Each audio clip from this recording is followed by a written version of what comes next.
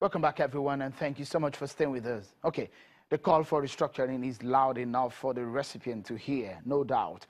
So the presidency wants proponents of restructuring to exercise constraint or restraint in their choice of words, saying issues are resolved through established processes, not by abuses, insults, or irresponsible statements. That is according to the spokesperson to the president, Garba Shehu.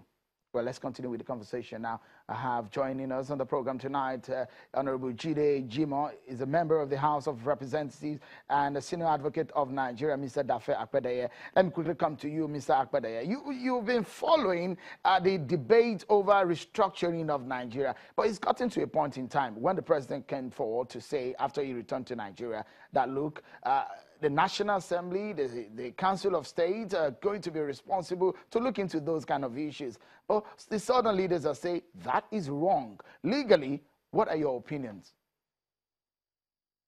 Michelle, thank you, and good back to you see, I think the concept of restructuring is a matter of very good extent and the current dispensation in each of the ways they currently are. You see that the whole concept started way beyond that. The idea of running a federal system ostensibly in the cloak of a unity system obviously will lead to a lot of uproar like you have even right now. Apparently, it's not clear to all and sundry that the system of politics and the way we see things is that this is a system which needs to be fixed in some way. People have gone to the extreme of acting on the unity. And others think that if you restructure the system, you can still keep Nigeria one, but you need to, at least currently, the system is not working, it needs to be fixed. And you need to do some things in a certain way and tweak it in a way that will make the unity work. Mr. President, in his broadcast as he came back, have said that that whole idea will be done within the Council of State and the National Assembly. Apparently, the cry we hear out there is that if you straitjacket it in that way, you might have louder cries and this might get out of hand. So it's something we need to think about and see how best we can fix it while keeping the unity of the country, as it were, as one.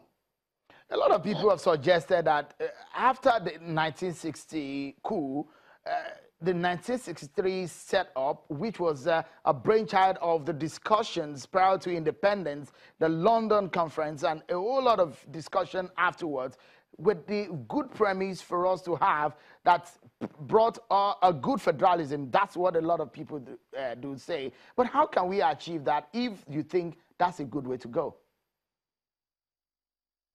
Sure. Remember, after all these conferences, what eventually happened, we had a military interregnum, which went over a very long time. So here was a military who ran a unitary system with a command structure straight from the top to the bottom in a system which was federal. We got so used to this unity system that federalism became an anathema for our processes. And then we go on to get a federal constitution, which takes us back to where we all wanted to be originally, which is to run federal units and federating structures. Apparently, the wine in the skin of the jacket is different from what the jacket is, and that's the problem you have. We've always had this problem, it's just coming to the fore right now and becoming a lot louder. So it's becoming very apparent that it needs some fixing. And if we don't fix it, the sooner we fix it, the better for the country. If not, it might end up busting in the seams.